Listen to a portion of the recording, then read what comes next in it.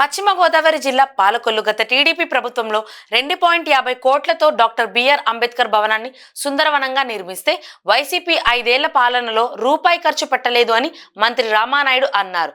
పాలకొల్లులో గత టీడీపీ ప్రభుత్వంలో 2.50 కోట్లతో సుందరవనంగా నిర్మించిన డాక్టర్ బిఆర్ అంబేద్కర్ సామాజిక భవనాన్ని కూటమి నాయకులతో కలిసి మంత్రి రామానాయుడు పరిశీలించారు. గతంలో నిర్మాణం జరిగిన పనులు సైతం వైసీపీ ప్రభుత్వంలో విధ్వంసానికి గురయ్యాయి. కనీసం రంగులు కూడా వేయలేకపోయారని ఆయన అన్నారు.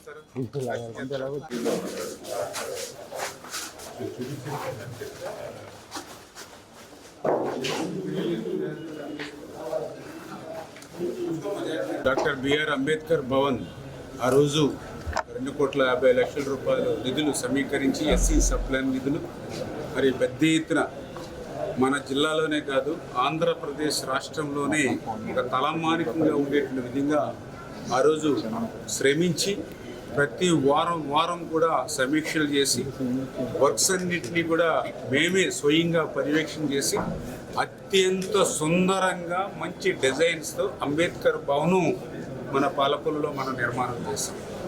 ఈ అంబేద్కర్ భవన్ అనేది 30 సంవత్సరాల కళ. ఎందుకంటే నేను చిన్నప్పుడు బీఆర్ఎం హై స్కూల్లో చదువుకోవడానికి సైకిల్ మీద వెళ్ళేటప్పుడు కూడా ఏదైతే మొండి ఫెల్లర్స్ మాత్రమే వేసి వదిలేసినటువంటి పరిస్థితి. నేను అనుకునేవాడిని ప్రతి నాయకుడు కూడా దళితుల ఉద్ధరణ కోసం పనిచేస్తాం, సంక్షేమానికి అభివృద్ధి పనిచేస్తామని స్పీచ్లు ఇస్తారు, కానీ స్వయంగా అంబేద్కర్ భవనే నిర్మాణం చేయలేకపోతున్నారు ఏంటని నేను చదువుకున్న రోజుల్లో అనుకునేవాడిని. మీ అందరి ఆశీర్వాదంతో ఎమ్మెల్యే అయిన తర్వాత మరి ఏదైతే ఆ పునాదులు కూడా పనిచేయవు, ఇవన్నీ కూడా తుప్పుపట్టినాయి అంటే మొత్తం పునాదులతో సహా తీసేసి అప్పుడు నన్ను కొంతమంది కూడా అడిగారు, మరి పునాదులతో సహా తొలగించేస్తున్నారు, రేపు పొద్దున మళ్ళీ మీరు కట్టకపోతే మరి ఎవరైతే షెడ్యూల్ క్యాస్ట్ కానీ వాళ్ళందరితో మళ్ళీ మీకు ఇబ్బంది ఉంటుంది అంబేద్కర్ భవన్ అని అంటే నేను చెప్పి ఆ రోజు ఒక ప్రభుత్వం నిధులు రాకపోతే నా సొంత నిధులు పెట్టైనా సరే మీరు కడతారని చెప్పి ఆ పునాదులు తొలగించాం. అన్న మాట ప్రకారమే ప్రభుత్వం నుంచే నిధులు తెచ్చి మరి ఈరోజు సుందరంగా మేము నిర్మాణం చేస్తాం. ఆ రోజు 2019లో ఎంత దురదృష్టం అంటే ప్రభుత్వం మారిన తర్వాత గత 5 సంవత్సరాల పాలనలో కనీసం మేము కట్టినటువంటి భవనానికి రంగులు కూడా వేయనటువంటి పరిస్థితి. మేము ఏదైతే ఇక్కడ ప్లాంటేషన్ గ్రీనరీ ఏదైతే పెంచామో వాటికి కనీసం నీళ్లు పోసి మెయింటెనెన్స్ కూడా చేయలేనటువంటి పరిస్థితి. ఏదైతే ఇక్కడ 4-5 సంవత్సరాల వాడుకలో అటు టైల్స్ కానీ లేదంటే ఇక్కడ ఏదైతే వంట చేసుకోవడానికి చిన్న ఆ షెడ్ కానీ, అదేవిధంగా టాయిలెట్స్ క్లీన్కి చిన్న రిపేర్స్ కానీ, అదేవిధంగా ఏదైతే హాల్లో ఫర్నిచర్ కానీ రూమ్స్లో ఫర్నిచర్ కానీ ₹1 అంటే ₹1 కూడా 5 సంవత్సరాల్లో జనరేటర్ను కూడా ఏర్పాటు చేయలేనిటువంటి పరిస్థితి.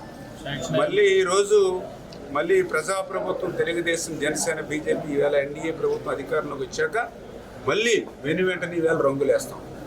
నేను అడుగుతూ ఉన్నా, 5 సంవత్సరాల్లో పెచ్చులుడిపోయి రంగు వెలవెలవెల పోతూ ఉంటే అంబేద్కర్ గారి విగ్రహం దగ్గర ఉన్నటువంటి అంబేద్కర్ భవన్ ఇట్లా ఉంటే కనీసం ఎందుకు మీరు ₹1 పెట్టాలనేటువంటి ఆలోచన ఎందుకు రాలేదు?